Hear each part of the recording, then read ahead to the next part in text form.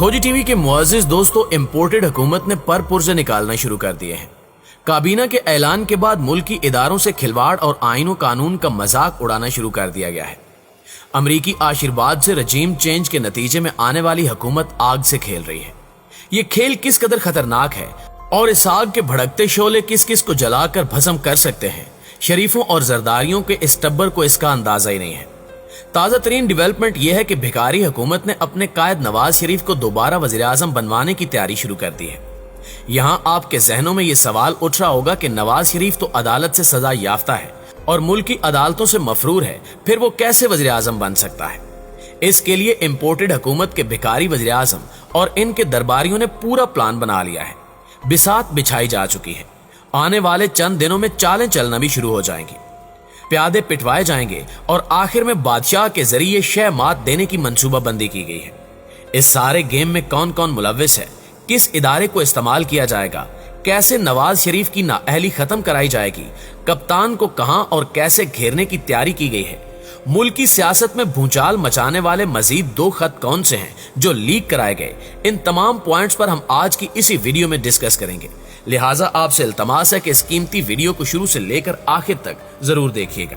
तो आइए चलकर मौजू का बाकायदा आगाज करते हैं। नाज़रीन, खोजी टीवी को आम हुकूमती जराए से खबर मिली कि मुस्लिम लीग नून इंतखाबात अगले साल कराना चाहती है ताकि इन्हें कुछ वक्त मिल जाए और इसके बाद नवाज शरीफ दोबारा वजारत उज़्मा संभाल ले। जैसे ये इत्तला हमें मिली, हमने इस खबर की खोज लगाना शुरू कर दी कि आखिर शहर इक्तदार में क्या खिचड़ी पक रही है और क्या मंसूबा तैयार किया जा रहा है। अहम हुकूमती शख्सियात से रवाबित के बाद होश उड़ा देने वाले इंकिशाफात सामने आए। मुस्लिम लीग नून ने नवाज शरीफ की नाअहली खत्म कराने और इन्हें दोबारा वज़ीर आज़म हाउस तक पहुंचाने के लिए ऐसा लंबा चौड़ा गेम प्लान तैयार कर रखा है कि अकल दंग रह जाती है। काश ये लोग इतनी मंसूबाबंदी पाकिस्तान की बेहतरी के लिए कर लेते तो हमारा मुल्क कहां से कहां पहुंच गया होता। गेम यह है कि तहरीके अदम एतमाद के नतीजे में हुकूमत से निकाले जाने के बाद इमरान खान ने पूरे मुल्क में इस इम्पोर्टेड हुकूमत के खिलाफ एक मोमेंटम बना दिया है। लोग हर जगह कप्तान के जलसों में दीवाना वार उमड़ आते हैं क्योंकि इनका बस एक ही नारा है कि हम महंगा पेट्रोल खरीद लेंगे, महंगा आटा ले लेंगे, लेकिन इम्पोर्टेड हुकूमत कबूल नहीं करेंगे। अब जब पूरे मुल्क में ऐसी फिजा बनी हुई हो, हर गली हर चौक चौराहे पर इम्पोर्टेड हुकूमत नामंजूर का नारा गूंज रहा हो, ऐसे में भिखारी हुकूमत ये जुर्रत तो नहीं कर सकती कि पार्लिमान में तरमीम करके नवाज शरीफ की सजा को कालअदम करार दे या फिर अदालतों में राना शमीम जैसे मनपसंद जज लगवाकर अपील के जरिए मर्जी के फैसले ले। ये हम कोई अदलिया पर इल्जाम नहीं लगा रहे, ये तो तारीख है, क्योंकि माजी में शरीफ खानदान ये सब कुछ करता रहा है। बराह रास्त अगर इन्होंने ऐसा कुछ करने की कोशिश की तो ऐसा शदीद अवामी रद्द अमल आएगा और इस सैलाब में ये सारा टब्बर अपने करतूतों समेत बह जाएगा। इसलिए इन्होंने कान दूसरी तरह से पकड़ने का मंसूबा बनाया है। नाज़रीन, मुस्लिम लीग नून ने प्लान ये तैयार किया है कि हमेशा की तरह एक बार फिर एम्पायर को साथ मिलाकर खेला जाए और इमरान खान को नाअहल करार दिलवाया जाए। अब जहन में ये सवाल सर उठाता है कि इमरान खान को कैसे नाअहल करार दिया जा सकता है और इमरान खान की नाअहली से कैसे नवाज शरीफ वजारत उज़्मा के लिए अहल हो सकते हैं। जब खोजी टीवी ने मजीद छानबीन की, खोज लगाया और अहम शख्सियात के करीब तरीन समझे जाने वाले जराए से गुफ्तगू करने के बाद सारा गेम समझ आ गया। आले शरीफ को दरअसल इनके हवारियों और दरबारियों ने यह मशवरा दिया कि इमरान खान को झूठा इल्जाम लगाकर नाअहल करार दिलवाया जाए और PTI पर पाबंदी लगा दी जाए। इस मकसद के लिए इलेक्शन कमीशन को इस्तेमाल करने की तैयारी कर ली गई है। वैसे भी इलेक्शन कमीशन भिखारी हुकूमत की कठपुतली बना हुआ है। यही वजह है कि लाहौर जलसे में साबिक वज़ीर आज़म इमरान खान इलेक्शन कमीशन पर फट पड़े थे। उन्होंने अपनी तकरीर में कहा था कि इलेक्शन कमीशन को तो मुस्लिम लीग नून का कोई ओहदा देना चाहिए क्योंकि ECP हर मामले पर नून लीग को सपोर्ट करता है। कप्तान ने जलसे में यह भी बता दिया था कि सिकंदर सुल्तान राजा की बतौर चीफ इलेक्शन कमिश्नर तकर्री कैसे हुई। पाकिस्तान तहरीके इंसाफ को भी अब इस मंसूबे की भिनक पड़ चुकी है। यही वजह है कि PTI ने मुतबादिल हिकमत अमली तैयार कर ली है। साबिक वजीर खारजा शाह महमूद कुरैशी ने मुल्तान में कारकुनों से खिताब में वाजे कर दिया कि इलेक्शन कमीशन इमरान खान को नाअहल करने का मंसूबा बना रहा है और तहरीके इंसाफ पर भी फॉरेन फंडिंग केस की आड़ में पाबंदी लगाने की तैयारी कर ली गई है।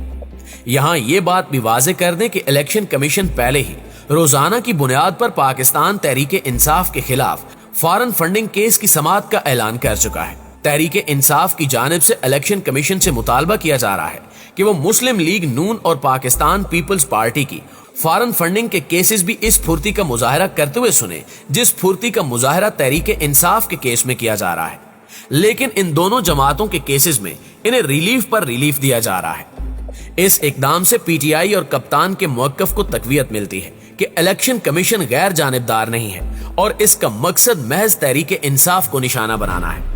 اگر کوئی فریق کسی جج پر اعتراض کر دے تو وہ جج کیس یا بینچ سے الگ ہو جاتا ہے تاکہ شفافیت اور غیر جانبداری برقرار رہے، لیکن چیف الیکشن کمشنر سکندر سلطان راجہ کی ڈھٹائی اور ہٹ درمی ملاحظہ فرمائے کہ تحریک انصاف کی جانب سے سنگین الزامات عائد کیے جانے کے باوجود نہ صرف اپنے عہدے سے چپکے بیٹھے ہیں بلکہ پی ٹی آئی کا کیس بھی 27 فروری کو وہ خود ہی سنیں گے۔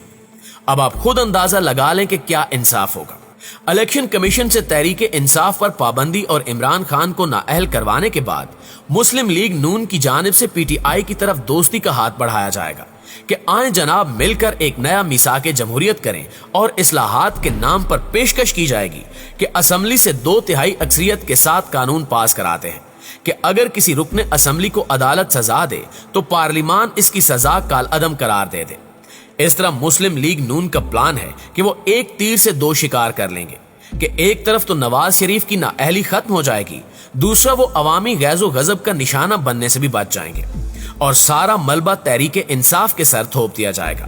لیکن یہ سارا منصوبہ بنانے والے ایک جگہ مار کھا گئے کہ وہ بیچارے عمران خان کو جانتے ہی نہیں۔ جو لوگ خان کو جانتے ہیں انہیں معلوم ہے کہ عمران خان نااہل ہو کر گھر بیٹھنے کو ترجیح دے گا، لیکن ان چوروں اور لٹیروں سے کبھی ساز باز نہیں کرے گا، کیونکہ عمران خان کی پوری سیاست کی عمارت ہی ہائی مورال گراؤنڈ پر کھڑی ہے۔